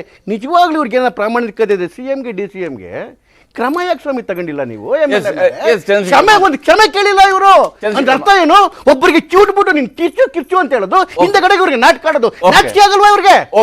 ಓಕೆ ಮಾತಾಡ್ತೀನಿ. ಈ ಚರ್ಚೆ ನಾವು ಮುಂದುವರಿಸೋಣ. ಅಶ್ವಿನ್ ಅವ್ರ ಜೊತೆ ಮಾತಾಡಿಸ್ತೀನಿ, ನಾಗರಾಜ್ ಅವರು ಮಾತಾಡಿಸ್ತೀನಿ, ನಿಮ್ಮ ಹತ್ರ ಕೂಡ ಉತ್ತರವನ್ನು ಪಡ್ಕೊಳ್ತೀನಿ ಚಿಕ್ಕ ಬ್ರೇಕ್ ನಂತರ.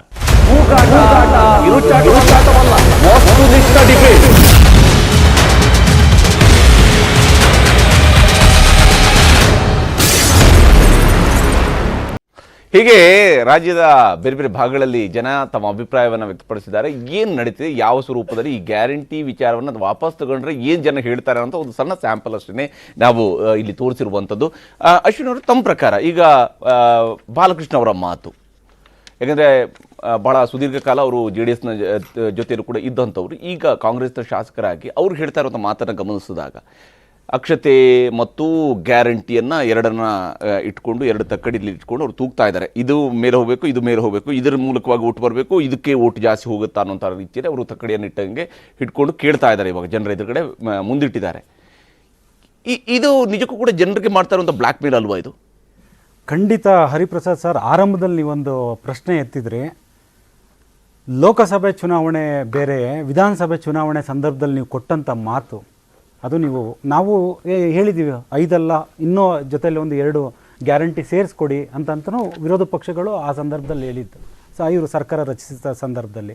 ಇವತ್ತು ಲೋಕಸಭೆ ಚುನಾವಣೆ ಬಂದಿದೆ ಅಂತ ನೀವು ಹೇಳಿ, ನಿಮಗೆ ಅವೈಜ್ಞಾನಿಕ ರೀತಿಯಲ್ಲಿ ಗ್ಯಾರಂಟಿ ಕೊಡಬೇಕು ಅಂತ ಯಾರೂ ಹೇಳಿರಲಿಲ್ಲ. ನೀವು ಸರ್ಕಾರ ಹಲವು ಬಾರಿ ನಡೆಸಿದಂಥವ್ರು. ಆರ್ಥಿಕ ಸಮಸ್ಯೆ ಬಂದಿದೆ ಅಂತ ಮಾನ್ಯ ಶಾಸಕರಾದಂಥ ಬಾಲಕೃಷ್ಣ ಅವರು ಇವತ್ತು ಹೇಳ್ತಾರಲ್ಲ, ಯಾರಿಗೆ ಆರ್ಥಿಕ ಸಮಸ್ಯೆ ಎದುರಾಗಿತ್ತು ಅಂತ ಬೇರೆಯವರೆಲ್ಲರೂ ವಿರೋಧ ಪಕ್ಷದವರು ನಿಮಗೆ ಇದ್ರ ಬಗ್ಗೆ ಸಲಹೆ ಕೊಟ್ಟಿದ್ರ? ನೀವು ಒಬ್ಬರು ಪಾರ್ಟ್ ಆಫ್ ಸರ್ಕಾರ ನಡೆಸ್ತಿರೋರಲ್ಲ, ಅದೇಗೆ ನಿಮ್ಗೆ ಆರ್ಥಿಕ ಸಮಸ್ಯೆ ಬಂದಿದೆ ಅಂತ ಹೇಳಿದ್ರಿ? ಗ್ಯಾರಂಟಿ ಕೊಟ್ಟಿಲ್ಲ ಅಂತಂದರೆ ಒಂದೊಂದು ಕ್ಷೇತ್ರಕ್ಕೆ 500 ಕೋಟಿ ಬರುತ್ತೆ ಅಂತ ಇವಾಗ ನಿಮಗೆ ಜ್ಞಾನೋದಯ ಆಗಿದೆಯಾ?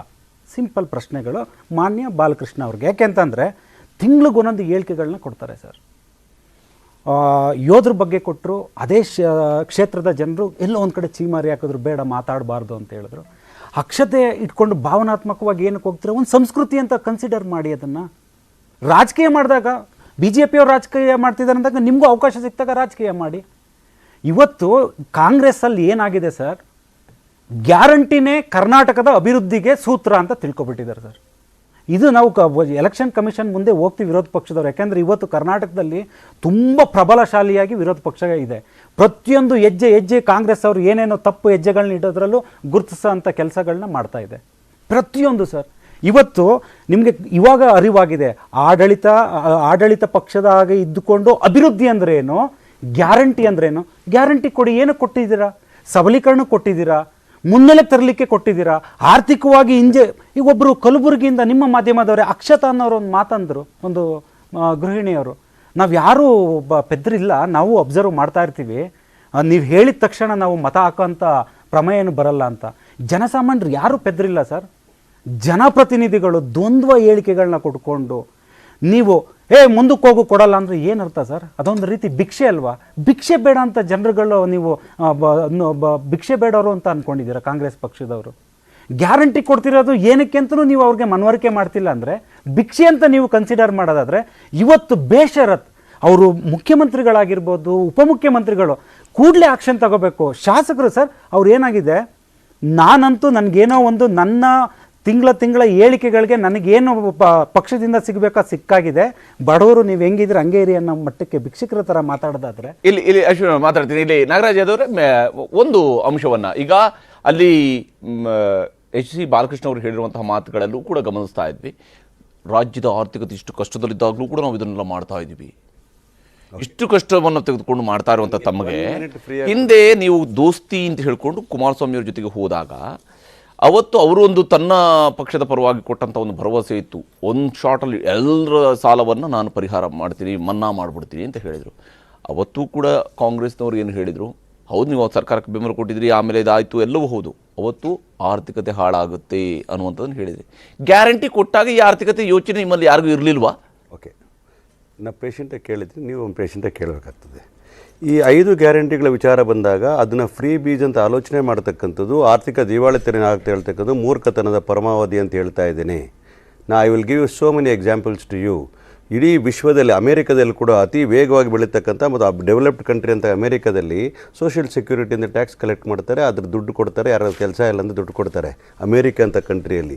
ನಮ್ಮ ದೇಶದಲ್ಲಿರ್ತಕ್ಕಂಥ ಈ ತುಂಡು ದುಡ್ಡು ಬಡತನ ಇರಬೇಕಾದ್ರೆ ನಿರುದ್ಯೋಗ ಸಮಸ್ಯೆಗಳು ಕೇಂದ್ರದಲ್ಲಿ ಮತ್ತು ರಾಜ್ಯದಲ್ಲಿ ಆಡಳಿತ ಪಕ್ಷದಲ್ಲಿ ಇತ್ತಲ್ಲ, ಡಬಲ್ ಇಂಜಿನ್ ಸರ್ಕಾರ ಇತ್ತಲ್ಲ, ಅವ್ರು ಮಾಡಿರ್ತಕ್ಕಂಥ ಅನಾಚಾರಗಳಿಂದ ನಿರುದ್ಯೋಗ ಸಮಸ್ಯೆಗಳು ಜಾಸ್ತಿಯಾಗಿ, ಹಣದುಬ್ಬರ ಜಾಸ್ತಿಯಾಗಿ, ಬೆಲೆಗಳು ಜಾಸ್ತಿಯಾಗಿ, ಇಂತಹ ಒಂದು ಪರಿಸ್ಥಿತಿಯಲ್ಲಿ ಒಂದು ಗ್ಯಾಸ್ ನಾವು ಅಧಿಕಾರ ಬಿಟ್ಟುಕೊಟ್ಟ ಸಂದರ್ಭದಲ್ಲಿ ಅವರೇ ಗೆದ್ದಿರ್ಬೋದು, ಜನ ಓಟ್ ಕೊಟ್ಟಿರ್ಬೋದು. 2014ರಲ್ಲಿ ಅವ್ರು 450 ರೂಪಾಯಿ ಗ್ಯಾಸ್ನ ಇವತ್ತು 1200 ರೂಪಾಯಿ ಮಾಡಿದ್ರಲ್ಲ, ಜನ ಬದುಕೋದಾದ್ರೆ ಈಗ ಒಂದು ಹೊತ್ತಿಗೆ ಊಟ ಇಲ್ಲ ಅಂತಂದಾಗ basic income, universal basic income ಅಂತಕ್ಕಂಥ ಹೊಸ ಕಾನ್ಸೆಪ್ಟ್ನ ತಂದು ನಾವು ಅವ್ರಿಗೆ ಸಬಲೀಕರಣ ಮಾಡಿದ್ದನ್ನಾಗಿ ನೀವು ಆರ್ಥಿಕ ವಿಚಾರದಲ್ಲಿ ಅವರಿಗೆ ಫ್ರೀ ಬೀಜ್ ಅನ್ನೋ ರೀತಿಯಲ್ಲಿ ಅವ್ರಿಗೆ ಭಿಕ್ಷೆ ಅಂತ ದಯವಿಟ್ಟು ಹೇಳಿಲ್ಲ, ಕರೆಕ್ಟ್ ಮಾಡ್ಕೋಬೇಕು, ಪ್ಲೀಸ್ ಕರೆಕ್ಟ್ ಇಟ್.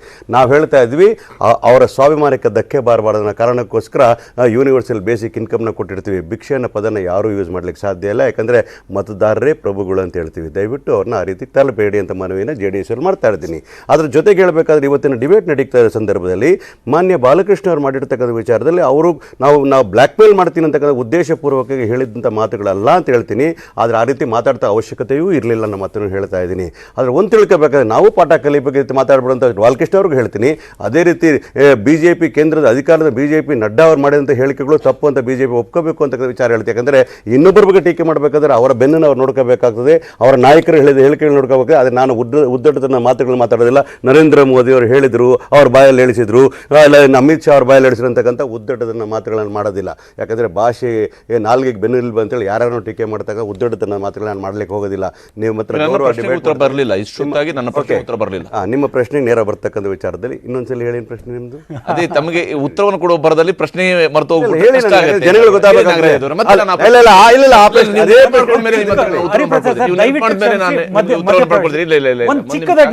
ಶಿವಶಂಕರ್ ಅವರು ಜಾಯ್ನ್ ಆಗಿದ್ರು. ಶಿವಶಂಕರ್ ಅವರೇ, ಇಲ್ಲಿ ಸರ್ಕಾರ ನಡೆಸ್ತಾ ಇರುವಂತವರು, ಸರ್ಕಾರದ ಭಾಗವಾಗಿರುವಂತಹ ಶಾಸಕರು ಹೇಳ್ತಾ ಇದ್ದಾರೆ, ಇಲ್ಲಿ ಲೋಕಸಭೆ ಚುನಾವಣೆಯಲ್ಲಿ ನೀವು ಅಕ್ಷತೆಗೆ ವೋಟ್ ಹಾಕ್ತಿರೋ ಅಥವಾ ಗ್ಯಾರಂಟಿಗೆ ವೋಟ್ ಹಾಕ್ತಿರೋ? ಒಂದ್ ವೇಳೆ ನೀವು ಅಕ್ಷತೆಗೆ ವೋಟ್ ಹಾಕಿದ್ರೆ ಗ್ಯಾರಂಟಿ ಬೇಕಿಲ್ಲ ಅಂತೇಳಿ ಅರ್ಥ, ಹಾಗಾಗಿ ಗ್ಯಾರಂಟಿಗಳನ್ನು ಮುಂದುವರಿಸಬೇಕಾದ ಅವಶ್ಯಕತೆ ಇಲ್ಲ ಅಂತೇಳಿ ಅರ್ಥ ಅಂತ ಹೇಳಿ. ಆದ್ರೆ ಕಾಂಗ್ರೆಸ್ ಈ ಅನುಮಾನ ಅನೇಕ ಸಂದರ್ಭಗಳಲ್ಲಿ ವ್ಯಕ್ತ ಆಗಿದೆ. ಪ್ರತಿಪಕ್ಷಗಳು ಈ ಅನುಮಾನವನ್ನು ವ್ಯಕ್ತಪಡಿಸಿದ್ವು, ಇದು ಲೋಕಸಭೆ ಚುನಾವಣೆ ನಂತರ ನಿಂತು ಹೋಗುತ್ತೆ ಅಂತ ಹೇಳ್ತಾ ಇದ್ರು. ಈಗ ಆಡಳಿತ ಪಕ್ಷದ ಸದಸ್ಯರು ಇದನ್ನು ಹೇಳಿದ್ರೆ ಮುಖ್ಯಮಂತ್ರಿಗಳು ಕ್ಲಾರಿಫಿಕೇಶನ್ ಕೊಡ್ಬೋದು, ಉಪಮುಖ್ಯಮಂತ್ರಿ ಕ್ಲಾರಿಫಿಕೇಶನ್ ಕೊಡ್ಬೋದು. ಆದರೆ ಒಂದು ಚಿಂತನೆ ಎಲ್ಲೋ ಒಂದು ಕಡೆಯಲ್ಲಿ ಶುರುವಾಗಿದೆ ಅಥವಾ ಇದರೊಂದು ಚರ್ಚೆ ಆರಂಭ ಆಗಿದೆ ಈ ಪಕ್ಷದ ಆಂತರಿಕವಾಗಿ ಅನ್ನುವಂತಹ ಸಂದೇಶ ಜನರಿಗೆ ಹೋಗಲ್ವಾ? ಹರಿಪ್ರಸಾದ್, ಈಗ ಒಂದು ಏನಾಗಿದೆ ಈ ಒಂದು 2024 ಲೋಕಸಭಾ ಎಲೆಕ್ಷನ್ಸ್ ಒಂದು ಹಿನ್ನೆಲೆಯಲ್ಲಿ ಅದನ್ನ ಗೆಲ್ಲಬೇಕು ಅಂತ ಎರಡು ಪಕ್ಷದ ಅಂದ್ರೆ ಎರಡು ಕಡೆಯವರು ಹೊರಟಿದ್ದಾರೆ, ಇಂಡಿಯಾ ಮತ್ತೆ NDA. ಬಿಜೆಪಿ ನೇತೃತ್ವದ NDA ಒಂದು ಬಾಣವನ್ನ ಬಿಟ್ಟಿದೆ, ಅದು ರಾಮಬಾಣ. ಅದು ರಾಮನಾಮ ಅನ್ನುವಂತ ಒಂದು ಅಸ್ತ್ರ, ಪ್ರಬಲವಾದಂತಹ ಅದು ಬ್ರಹ್ಮಾಸ್ತ್ರ ಅಂತಾನೆ ಅನ್ಕೊಳ್ಳಿ, ಒಂದು ಅಸ್ತ್ರವನ್ನ ಬಿಟ್ಟಿದೆ. ಕರ್ನಾಟಕದ ಮಟ್ಟಿಗೆ ಕಾಂಗ್ರೆಸ್ಗೆ ಪ್ರತ್ಯಸ್ತ್ರ, ಅದರ ಒಂದು ಕೌಂಟರ್ ಮಾಡುವಂತ ಅಸ್ತ್ರ ಅಂದ್ರೆ ಗ್ಯಾರಂಟಿ ಒಂದೇ ಇವ್ರ ಹತ್ರ. ಈ ಗ್ಯಾರಂಟಿ ಸ್ಕೀಮ್ ಅನ್ನು ಅದಕ್ಕೆ ಅವ್ರು ಏನ್ ಹೇಳ್ತಾ ಇದ್ದಾರೆ, ಅಕ್ಷತೆ ವರ್ಸಸ್ ಏನು ಗ್ಯಾರಂಟಿ ಅಂತ. ಒಂದ್ ಕಾಲದಲ್ಲಿ ಮಂಡಲ್ ವರ್ಸಸ್ ಕಮಂಡಲ್ ಅಂತ ಹೇಳಿದ್ರಲ್ಲ, ಆ ತರ ಇಲ್ಲಿ ಅಕ್ಷತೆ ವರ್ಸಸ್ ಗ್ಯಾರಂಟಿ ಅನ್ನೋದನ್ನ ಆ ನರೇಟಿವ್ ಅನ್ನ ತರೋದಕ್ಕೆ ಬರ್ತಾ ಇದ್ದಾರೆ. ಆ ನರೇಟಿವ್ ಅನ್ನ ತರುವಂತ ಒಂದು ಭರದಲ್ಲಿ ಅವ್ರು ಏನ್ ಮಾಡ್ತಾ ಇದ್ದಾರೆ, ಒಂದು ರೀತಿಯಲ್ಲಿ ಆಮಿಷ ಅಂದ್ರೆ ವೋಟರ್ಸ್ಗೆ ಎರಡು ರೀತಿಯಾದಂತ ಒಂದು ಅಪ್ರೋಚ್. ಇವ್ರು ಏನಂದ್ರೆ ಒಂದು ಆಮಿಷ ಒಡ್ಡೋದು, ಇನ್ನೊಂದು ಭಯ ಒಡ್ಡೋದು. ಇದನ್ನ ಬಿಜೆಪಿನವರು ಮಾಡಿದ್ರು, ಇಲ್ಲ ಅಂತಲ್ಲ. ಯಾಕೆಂದ್ರೆ ಇದು ಅಸೆಂಬ್ಲಿ ಎಲೆಕ್ಷನ್ಸ್ ಟೈಮಲ್ಲಿ ಬಂದು ಡಬಲ್ ಇಂಜಿನ್ ಸರ್ಕಾರದ ಒಂದು ಮೆಸೇಜ್ ಏನು, ಡಬಲ್ ಇಂಜಿನ್ ಸರ್ಕಾರದ ಮೆಸೇಜ್ ಏನು ಅಂತಂದ್ರೆ, ನೋಡಿ ಬಿಜೆಪಿ ಸರ್ಕಾರನೇ ಕಾಂಗ್ರೆಸ್ ಅಲ್ಲೂ ಇದ್ದು ಕರ್ನಾಟಕದಲ್ಲೂ ಇದ್ದು ಡೆಲ್ಲಿನಲ್ಲೂ ಇದ್ರೆ ಕರ್ನಾಟಕಕ್ಕೆ ಅದರಿಂದ ಬೆನಿಫಿಟ್ ಅಂತ, ಇಲ್ಲ ಹೋದ್ರೆ ನಿಮಗೆ ಬೆನಿಫಿಟ್ ಸಿಕ್ಕಲ್ಲ ಅಂತ ಅದನ್ನು ತೋರಿಸ್ತಾ ಇದಾರಲ್ಲ. ಈಗ ಇದು ಬರ ಪರಿಹಾರ ರಾಜ್ಯ ಸರ್ಕಾರ ಕೇಳಿ ಎಷ್ಟು ತಿಂಗಳಾಯ್ತು, ಅವ್ರು ಕೊಟ್ಟಿಲ್ಲ. ಇದು ಏನಂದ್ರೆ ಸಂದೇಶ ಏನು ಅಂತಂದ್ರೆ, ಡಬಲ್ ಇಂಜಿನ್ ಸರ್ಕಾರ ಇಲ್ಲದೆ ಹೋದ್ರೆ ಹೀಗೆ. ಒಂದ್ ನಿಮಿಷ ಚಂದ್ರಶೇಖರ್ ಅವರು ಕೇಳುವಂತ ಪೇಷನ್ಸ್ ಇರಲಿ. ಯಾಕಂದ್ರೆ ಈ ಪ್ರಶ್ನೆಗಳಿಗೆ ನೀವು ಉತ್ತರವನ್ನು ಕೊಡ್ಲೇಬೇಕಾಗುತ್ತೆ. ಯಾವುದೇ ರಾಜಕೀಯ ಪಕ್ಷಗಳು ಕೂಡ ಉತ್ತರವನ್ನು ಕೊಡ್ಲೇಬೇಕಾಗುತ್ತೆ. ಜನವರಿ ತಿಂಗಳು ಬಂದಾಗಲೂ ಕೂಡ ಬರ ಪರಿಹಾರ ಬರದೇ ಇರುವಂತದ್ದು ಪತ್ರಕರ್ತರು ಕೊಡಿ,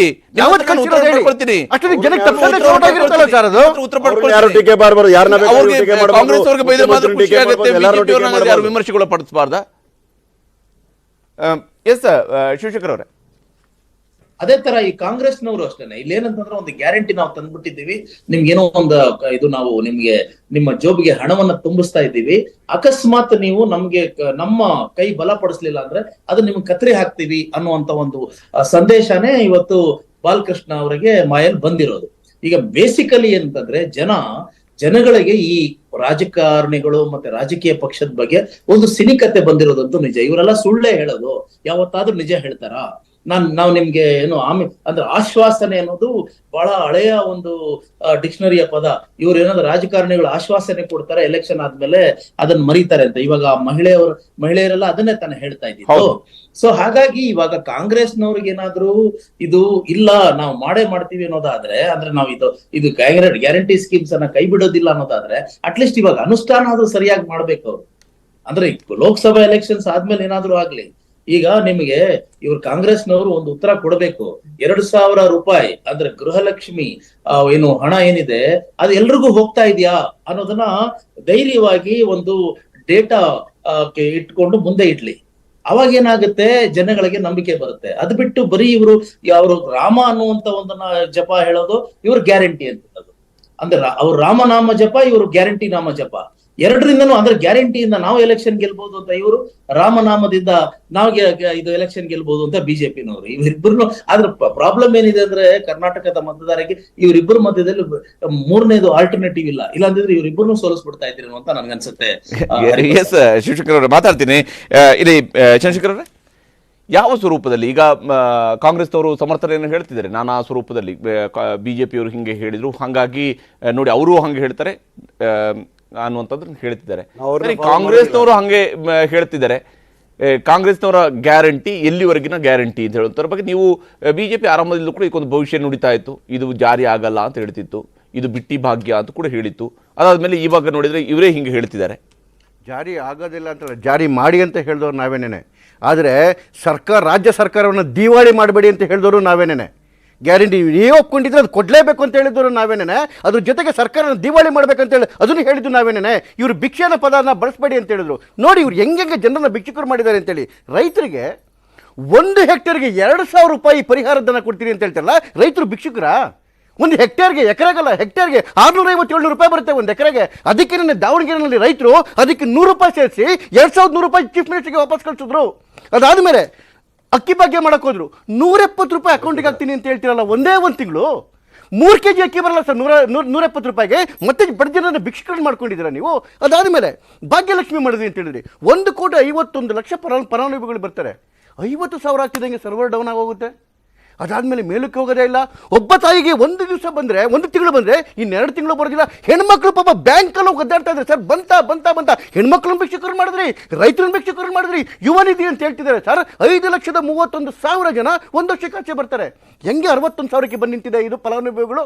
ಅಂದ್ರೆ ಬೇರೆಯವ್ರಿಗೆಲ್ಲ ಸರ್ವರ್ ಡೌನ್ ಆಗುತ್ತೆ, ಎಲಿಜಿಬಿಲಿಟಿ ಬರೋದಿಲ್ಲ. ಅಂದ್ರೆ ಇವ್ರು ಮಿಕ್ಕಿದ ದುಡ್ಡೆಲ್ಲ ಹಂಗೆ ಆಗ್ತಿದೆ. ಇಲ್ಲ ದರೋಡೆ ಮಾಡ್ತಾ ಇದ್ದಾರೆ, ಇಲ್ಲ ದಿವಾಳಿ ಮಾಡ್ತಾ ಇದ್ದಾರೆ. ಓಕೆ, ಲಾಸ್ಟ್ ಒಂದು ನಿಮಿಷ, ಲಾಸ್ಟ್ ಪಾಯಿಂಟ್ ಏನ್ ಹೇಳ್ತೀರಿ ಸರ್? ನಾವು ಆಡಳಿತ ಪಕ್ಷದ ಎಲ್ಲಿ ತಪ್ಪು ಹೆಜ್ಜೆಗಳನ್ನ ಇಡ್ತಿದೆ ಅನ್ನೋದನ್ನ ನಾವು ಹುಡ್ಕೋಂಥ ಕೆಲಸ ವಿರೋಧ ಪಕ್ಷಗಳು ಮಾಡಬೇಕು, ಮಾಡ್ತಿದೆ. ಅದರಲ್ಲೂ ಕರ್ನಾಟಕದಲ್ಲಿ ನಾನು ಹೇಳ್ತಿದ್ದೀನಿ, ಹಿಂದೆಂದೂ ಕಾಣದೇ ಇರೋಂಥ ಒಂದು ಪ್ರಬಲವಾದಂಥ ವಿರೋಧ ಪಕ್ಷ ಇದೆ ಸರ್. ಸಮಸ್ಯೆ ಆಗಿರೋದು ನಾವು ಯಾರೂ ಹೇಳ್ತಿಲ್ಲ, ಸ್ವಪಕ್ಷೀಯರು ಆಡಳಿತ ಪಕ್ಷದವರೇ ನಮಗೆ ಶಾಸಕರಿಗೆ ಅನುದಾನ ಸಿಗ್ತಿಲ್ಲ, ಖಜಾನಲ್ಲಿ ದುಡ್ಡಿಲ್ಲ, ಯಾವುದೇ ಒಂದು ಅಭಿವೃದ್ಧಿ ಕೆಲಸ ಮಾಡಲಿಕ್ಕೆ, ನಾವು ಶಂಕುಸ್ಥಾಪನೆ ಮಾಡಲಿಕ್ಕೆ, ನಮ್ಮ ಹಳ್ಳಿಗಳಿಗೆ ಹೋಗ್ಲಿಕ್ಕೆ ಆಗ್ತಿಲ್ಲ ಅಂತ ಶಾಸಕರು, ಕಾಂಗ್ರೆಸ್ನ 125 ಶಾಸಕರುಗಳು ಹೇಳ್ಕೊಂತಿದ್ದಾರೆ. ಅಂದರೆ ಅವ್ರಿಗೆ ಇವಾಗ ಅರಿವಾಗಿದೆ ಗ್ಯಾರಂಟಿನೇ ಕರ್ನಾಟಕದ ಅಭಿವೃದ್ಧಿ ಅನ್ಕೊಂಡಿದ್ರೆ ತಪ್ಪು ಸರ್.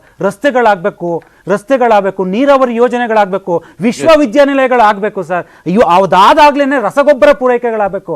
ಕಾಂಗ್ರೆಸ್ ಅವ್ರು ಏನ್ ಅನ್ಕೊಂಡ್ರು, ಗ್ಯಾರಂಟಿಯಿಂದ ಮಾತ್ರ ನಾವು ರಾಜ್ಯ ಗೆಲ್ತೀವಿ ಅಂದ್ರು. ಅದು ಒಂದು ದಿನ ಒಂದು ಪ್ರಶ್ನೆ, ಒಂದು ನಿಮಿಷ, ನೀವು ನನ್ನ ಪ್ರಶ್ನೆಗೆ ದಯವಿಟ್ಟು ಉತ್ತರ ಕೊಡಿ. ಇಲ್ಲಿ ಉಪಮುಖ್ಯಮಂತ್ರಿ ಅವರು ಒಂದು ಮಾತನ್ನ ಹೇಳಿದ್ರು, ನಾವು ಗ್ಯಾರಂಟಿ ಕೊಡ್ತಾ ಇದೀವಿ, ಹಂಗಾಗಿ ಯಾವ ಶಾಸಕರು ಕೂಡ ಈಗ ವಿಶೇಷ ಅನುದಾನ ಕೇಳಬಾರ್ದು. ಇವತ್ತು ಮಾಗಡಿಯ ಶಾಸಕರು ಹೇಳ್ತಾರೆ, ರಾಮನಗರ ಜಿಲ್ಲೆಯವರು ಹೇಳ್ತಾರೆ, ಇಲ್ಲ ಗ್ಯಾರಂಟಿನ ನಾವು ನಿಲ್ಲಿಸಬೇಕಾಗತ್ತೆ ನೀವು ಕೊಡದಿದ್ರೆ. ಇಲ್ಲ, ಇವರ ಪ್ರಶ್ನೆಗಳು ಅದಾಗಿತ್ತು, ನಿಮ್ಮ ಪ್ರಶ್ನೆ ಅದೇ ಒಂಥರ ಅರ್ಥ ಬರ್ತಕ್ಕಂಥ ಇರೋದು. ನಾನೇನು ಹೇಳ್ತೀನಿ ಅಂದರೆ, ಇವರಿಬ್ಬರು ಹೇಳ್ತಾ ಇದ್ದು ದಿವಾಳಿ ಮಾಡಿಬಿಟ್ರಿ ಅಂತ. ವಾಸ್ತವಾಂಶಗಳನ್ನು ಲೆಕ್ಕ ಇಟ್ಕೊಂಡು ಮಾತಾಡೋಣ, ಅಂಕಿಅಂಶ ಇಟ್ಕೊಂಡು ಮಾತಾಡೋಣ. ನಾವು 2019ರಲ್ಲಿ ಅವರ ಅಧಿಕಾರ ಬಿಟ್ಟ, ಸಮ್ಮಿಶ್ರ ಸರ್ಕಾರ ಅವ್ರಿಗೆ ಅಧಿಕಾರ ತಗೊಂಡ ಸಂದರ್ಭದಲ್ಲಿ ಎಷ್ಟು ಇತ್ತು ಕರ್ನಾಟಕ ರಾಜ್ಯದ ಸಾಲ? ಹರಿಪ್ರಸಾದ್ ಸರ್ ಕ್ಷಮಿಸಿ, ಒಂದು ಮುಗಿಸ್ತೀನಿ ನಾನು. ಬಾಲಕೃಷ್ಣ ಅಲ್ಲಿಗೆ ಸೀಮೆ. ದಿವಾಳಿ ಪದ ಹೇಳ್ತಾರಲ್ಲ, ಇವರ 3.25 ವರ್ಷಕ್ಕೆ 3 ಲಕ್ಷ ಕೋಟಿಗಳ ಸಾಲ ಮಾಡಿದ್ರಲ್ಲ, ಯಾರ ಕಾರಣ ಇದಕ್ಕೆ? 2.5 ಲಕ್ಷ ಕೋಟಿ ರೂಪಾಯಿ ಕೆಲಸಗಳನ್ನ ನೀವು ವರ್ಕ್ ಆರ್ಡರ್ಗಳನ್ನು ಕೊಟ್ಟೋದ್ರಲ್ಲ ಲಾಸ್ಟ್ ಮಿನಿಟಲ್ಲಿ.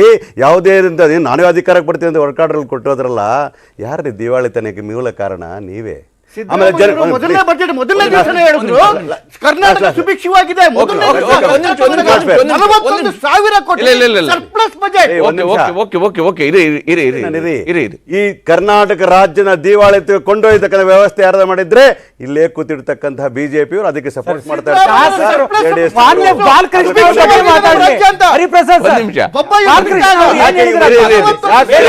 ಅವರು ಉತ್ತರ ಕೊಡೋದೇ ನುಣುಚಿಕೊಳ್ತಾ ಇದ್ದಾರೆ. ನೀವು ಅದಕ್ಕೆ ಅವರು ಹೇಳಿದಕ್ಕೆ ನೀವು ಇದು ಹೇಳ್ತಿದ್ದೀರಿ, ಅವ್ರಿಗೆ ಅದೇ ಬೇಕಿದೆ. ಇಲ್ಲ, ನನಗೆ ಬೇಕು, ನನಗೆ ಟೈಮ್ ಕೊಡಿ, ಮಾತಾಡ್ತಾ ಇರ್ತೀನಿ. ಟೈಮ್ ಕೊಡೋದಕ್ಕೆ ಆಗೋದಿಲ್ಲ, ಟೈಮ್ ಮುಗಿದ್ರೊಳಗಡೆ ಮುಗಿದಿದೆ ಆಲ್ರೆಡಿ. 30 ಸೆಕೆಂಡ್. ಹಾಗಾಗಿ ದಿವಾಳಿತನೆ ಮಾತಾಡ್ಲಿಕ್ಕೆ ಯಾರಿಗೂ ಕೂಡ ನೈತಿಕತೆ ಇಲ್ಲ. ಎಲ್ಲ ಕಾರಣಕರ್ತ ಇವರೇ. ಭಿಕ್ಷೆನ ಪದನ ಮತದಾರರಿಗೆ ಕೊಡ್ತಕ್ಕಂಥದ್ದು ನೀವು ಮಾಡ್ತಾ ಇರ್ತಕ್ಕಂಥ ದೊಡ್ಡ ತಪ್ಪು ಅಂತ ಹೇಳ್ತೀನಿ. ಮತದಾರರು ನೋಡ್ತಾ ಇರ್ತಾರೆ, ಆ ಭಿಕ್ಷೆನ ಪದಕ್ಕೆ ನೀವು ಉತ್ತರ ಕೊಡ್ತಾರೆ. You don't worry. ಧನ್ಯವಾದ ತಮಗೆ. ಬಾಲಕೃಷ್ಣ ಅವರು ಯಾವುದೇ ಕಾರಣಕ್ಕೂ ಕೂಡ ಹೇಳಿದ ಪದನ ಕಾಂಗ್ರೆಸ್ ಪಕ್ಷ ಅವ್ರ ಮೇಲೆ ಆಕ್ಷನ್ ತಗೊಳ್ತೀರಾ? ಪಾರ್ಟಿ ಆಕ್ಷನ್ ತಗೊಳುತ್ತೆ, ಪಾರ್ಟಿ ಆಕ್ಷನ್ ಹೇಳ್ತೇವೆ. ಅವ್ರಿಗೆ ಹೈಕಮಾಂಡ್ ಮುಖ್ಯಮಂತ್ರಿ ಹೇಳ್ತಾರೆ ಈ ರೀತಿ ಪದಗಳನ್ನು ಯೂಸ್ ಮಾಡಬಾರ್ದು ಅಂತ ವಿಚಾರ ಹೇಳ್ತೇವೆ. ಒಂದು ಮಾತ್ರ ಹೇಳ್ತೇವೆ, ರಾಜ್ಯದಲ್ಲಿ ಕೊಟ್ಟಿರೋ ಗ್ಯಾರಂಟಿಗಳು ಓಟಿಗೋಸ್ಕರ ಅಲ್ಲ, ಮನುಷ್ಯತ್ವಗೋಸ್ಕರ. ಈ ಕಾರ್ಯಕ್ರಮದಲ್ಲಿ ಜಾಯ್ನ್ ಆಗಿ ಶೇರ್ ಮಾಡಿಕೊಡೋದಕ್ಕಾಗಿ ಇದು ಇವತ್ತಿನ ಅಖಾಡ. ನಾಳಿನ ಸಮಿತಿ ಮೂಲಕ ನಿಮ್ಮ ಎದುರಿಗೆ ಹಾಜರಾಗ್ತೀನಿ. ನಮಸ್ಕಾರ.